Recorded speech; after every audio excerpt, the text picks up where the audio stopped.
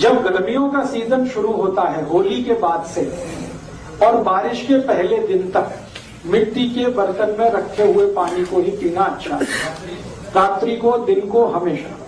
जब बारिश शुरू हो जाती है उस दिन से लेकर और बारिश के अंतिम दिन तक तांबे के बर्तन में रखा हुआ पानी पीना हमेशा अच्छा होता है। जब बारिश खत्म होती है और सर्दियां शुरू होती हैं उस दिन से लेकर और फिर होली के दिन तक सोने के बर्तन में रखा हुआ पानी अच्छा होता है। दोबारा बताओ, दोबारा। गर्मी के दिनों में होली से लेकर बारिश के पहले दिन तक मिट्टी के बर्तन में रखा हुआ पानी बहुत अच्छा होता है। मैं बता रहा हूँ, बैठिए। बारिश के पहले दिन से और होली के पहले दिन तक का जो समय है गर्मियों का, ये मिट्टी का है।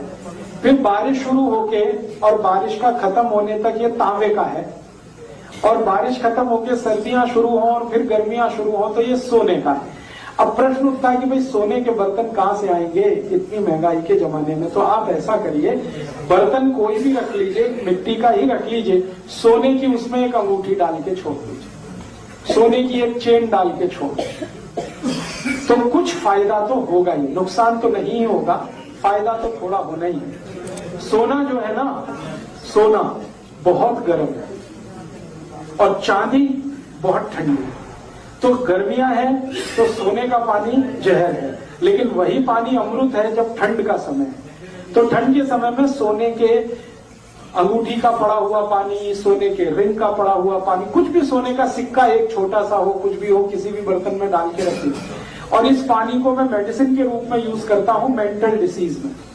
एपिलेप्सी के डिसीज है ना, जिनको चक्कर आते हैं, बेहोश होके गिर जाते हैं, हाथ पैर टेढ़े मेढ़े हो जाते हैं, एपिलेप्टिक अटैक की बेस्ट मेडिसिन है सोने के बर्तन में रखा हुआ पानी। जिनको डिप्रेशन बहुत होता है, मेंटल डिप्रेशन बहुत होता है, उनकी बेस्ट मेडिसिन है सोने के बर्तन में रखा हुआ पानी। जिनको हमेशा बुरे बुरे विचार आते रहते हैं, हमेशा नेगेटिव, अभी मैं मर जाऊंगा, अभी वो मर जाएगा, ऐसा हो जाएगा, कुछ भी पॉजिटिव नहीं है जिनके लाइफ में, उनकी बेस्ट मेडिसिन है सोने के बर्तन में रखा हुआ पानी। जिनको कभी भी अच्छी नींद नहीं आती रात को, हमेशा शिकायत करते हैं मैं सोया नहीं, उनकी बेस्ट मेडिसिन है सोने के बर्तन में रखा हुआ पानी। जिनका माइंड कभी डेवलप नहीं हो पाया, बहुत बार ऐसा होता है ना, शरीर बढ़ गया लेकिन माइंड बच्चे का ही है, ऐसे बहुत सारे केसेस आपके जीवन में आ सकते हैं, उनकी बेस्ट मेडिसिन है सोने के बर्तन में रखा हुआ पानी। और आखिरी बात कह दूं, कफ की हर बीमारी की बेस्ट मेडिसिन है सोने के बर्तन में रखा हुआ पानी। कफ, सर्दी, खांसी, जुकाम, माइग्रेन, लेफ्ट में, राइट में, ये सब कफ की बीमारियां हैं, इनकी सबकी बेस्ट मेडिसिन है सोने के बर्तन में रखा हुआ पानी। इसलिए आप पूरी बात सुन लीजिए।